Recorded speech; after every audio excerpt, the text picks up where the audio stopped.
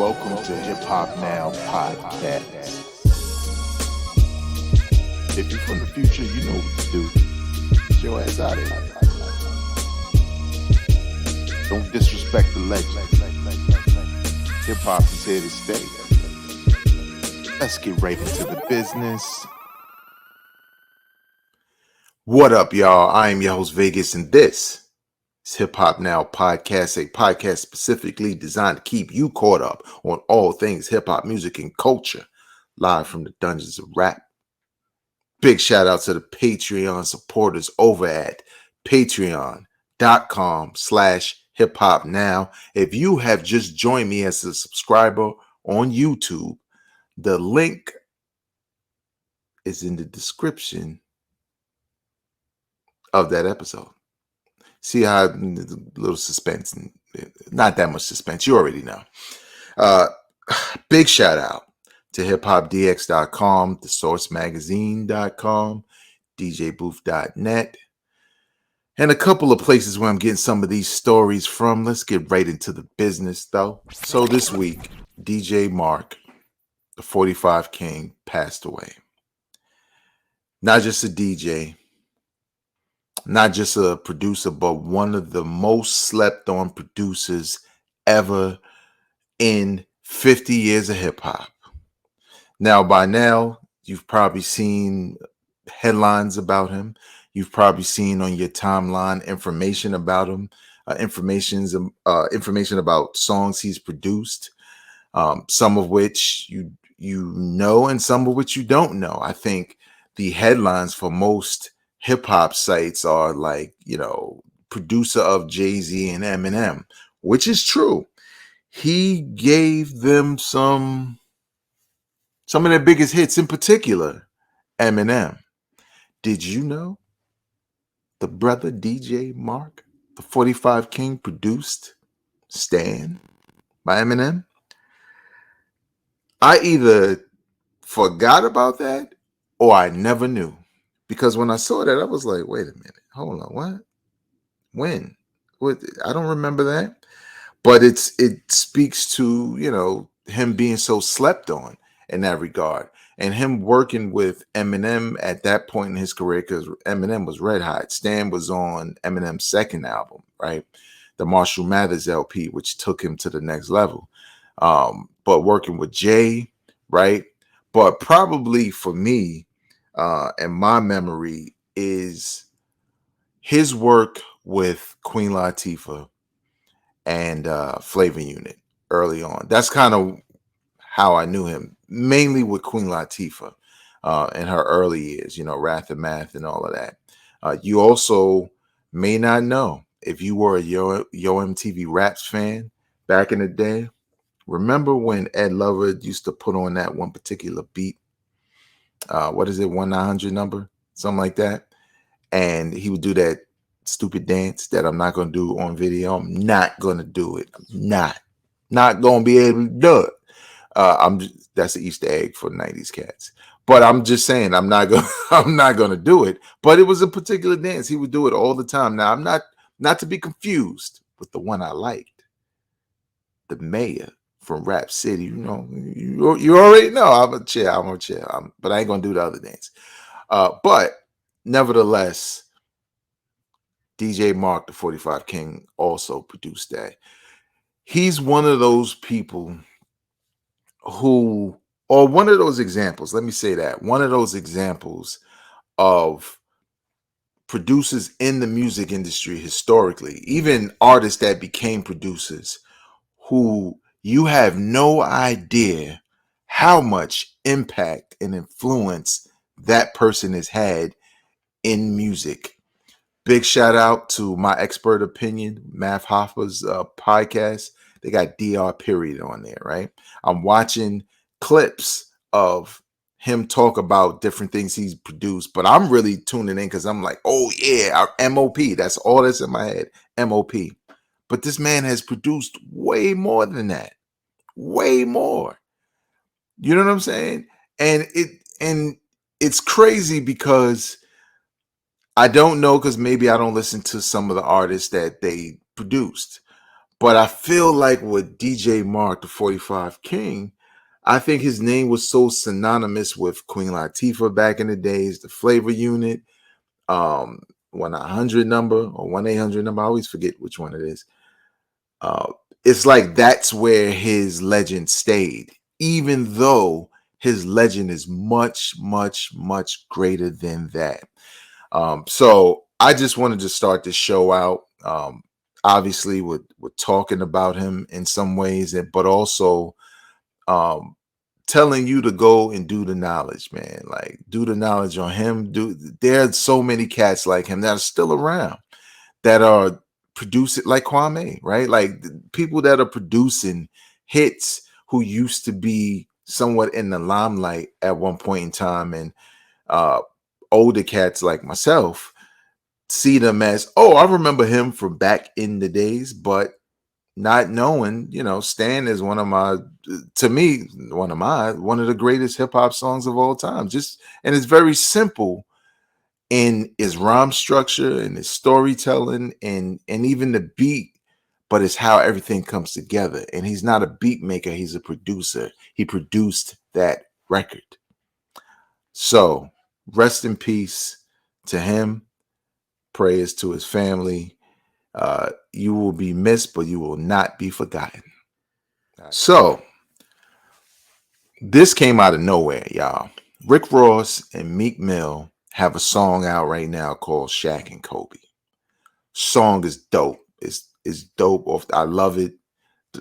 I didn't even get to Rick Ross verse before I was like, yo, this the one, And I thought originally, I was like, oh, maybe Meek got an album coming out, or because he's due, or maybe Rick Ross, because Rick Ross, he drops albums frequently, so maybe he got an album coming out. I did not know that they have an album coming out. And if I can just skate over to my I'm trying to stall y'all. Let me stall, let me let me stall. Let's get over to my phone real quick and look at the title of the album. They have an album coming out. Rick Ross and Meek Mill, Too Good to Be True. Now, this wasn't something that was on my Christmas list, right? You know how that go? You put something on your Christmas list you really wanted. But this is one of those things you didn't ask for because maybe you think you'd ever get it, or you didn't know you wanted it as much, and you get it for Christmas anyway. Releasing November 10th, 2023 on Maybach Music Group. Shaq and Kobe is the first single, but they also have another single out called Lyrical Easy. I never heard that one, and I'm not going to press play because you can't, because podcasts and YouTube. But when I say this is my most anticipated album, maybe not of the year, because there's some things that I still wish would happen before we end the year. I'm looking at you, Jay-Z, and I don't care what y'all say about Detox. If we going to get Nas's bootlegged album that never came out, we could get Detox. I'm just saying. Maybe it starts the trend. But nevertheless, this is on my most anticipated list of what I know so far. You know what was, and it was kind of a letdown, West Side Gun, and then Pray For Me.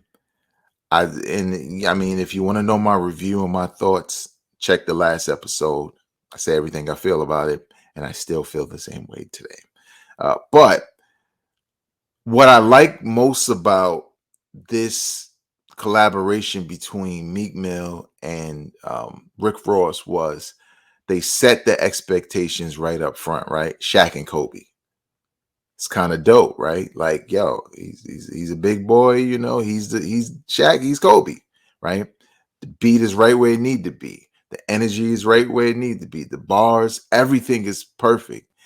And and probably most importantly, they sound good together. Like some people link up and maybe they do a feature and it's cool. Some people link up and then they decide to do a joint project together and it just sounds like two different people got together. Like, for example, I give you a couple examples.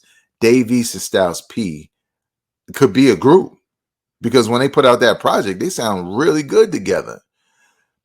Styles P did the same thing with Talib. It was good, but I thought it sounded like Styles P and solo, and Talib did, a bunch of features together. It didn't sound like a group. Same thing with Styles P and Havoc, right? It was cool, but it was also kind of weird because it really got weird because it was like Locks and Mobb Deep. But this sound more like we could actually be a duo. Now, what is scary when I look at this, and you know how I get down with these long ass albums, it says there are 17 tracks.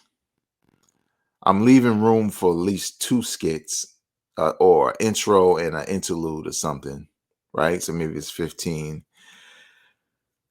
But will it get tired after a while? Now, I know there's some people out there who just don't like Meek Mill. Yo, why are you always screaming? I mean, so what? Like, he doesn't sound like anybody. That's the point.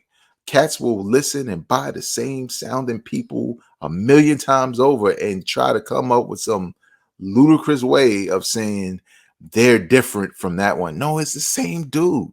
Like, it's the same flow, same approach, same talking about the same stuff, everything. These two complement each other. Their voices are very different. They approach the beats very different. Meek Mill, it's Shaq and Kobe, man. Shaq did not play like Kobe. Kobe did not play like Shaq, but they were both devastated. That's all I'm saying. Now, do I think this is going to be like album of the year? No, I don't know. Do I think it has a shot for my top 5? I think if this album is anything like that first single, hell yeah. And not that it has to all be on that level, but I'm just saying I like Meek. I think Meek has one, not even whack, just one album that was just okay. The rest of his albums are hot, but if you are distracted by his the volume, the gain on his voice when he raps, you're never gonna like him. I don't know why you ever press play. If you don't like that Rick Ross just talks about the lavish life and a lot of food references, you'd never like them anyway. So why are you listening? But if you like both of them, or maybe one, check out the joint Shaq and Kobe, because to me that is like the best example. Like if they were trying to get on as a group, they didn't have record deals already and all that. We didn't know them and all that. And they were trying to get on, and that Shaq and Kobe joint was one record they brought up. I wouldn't say, damn, y'all should be solo though. You could do that afterwards, but I'd be like, yo, that's a good idea. Shaq and Kobe, that one dude skinny and tall, the other dude kind of fat. Not saying that's what Shaq and Kobe was, but you know what I mean. But yeah, man, I don't know. So we'll see, man. November 10th. Too Good to Be True. Collaboration. I think that works. Like even on the album cover, they got the same glasses on. Like it's just, I don't know. Something about it just is like, this just feels right. You know what I'm saying? It just feels like, yo, when this drop, Thanksgiving, this is my soundtrack. I hope. So we'll see. And lastly, so it was announced very recently. If you're from the future, you already heard this. He probably already dropped the album. Get your ass out of here. But that Wale has now signed to Def Jam Records.